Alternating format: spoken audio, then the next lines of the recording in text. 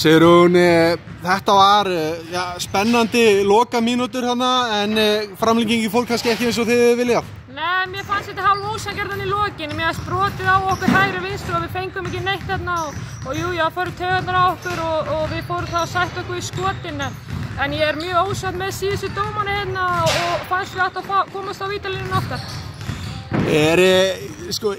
Leikurinn heilt yfir, kannski ekkert svona til þess að skrifa neina bækur? Ég meina, við vorum bara að spila drullugóða varnarleik og frákvæmstu vel og gerði þess við töluðum en sóknarleikurinn var hjá náttúrulega báðum liðum var bara mjög lélegur.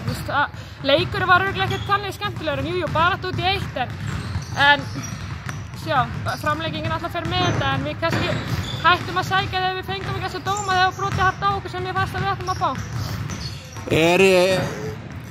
Svona leikur, hvernig nærmar sér eftir svona tap? Ég meina, hvað veist að maður fer ekki að gera neitt, þú fer bara heim og hugsa hvað það gerir vel og hvað það gerir illa í þessu sigurleiki og svo reynir bara að læra því og gera betur í næsta leik. Ég held að það sé svona eina sem maður sé ekki í sig þá maður sé hundfull og pirraður eins og eftir síðasta leik. Takk fyrir þetta Sigrún og gangi ykkur vel. Takk.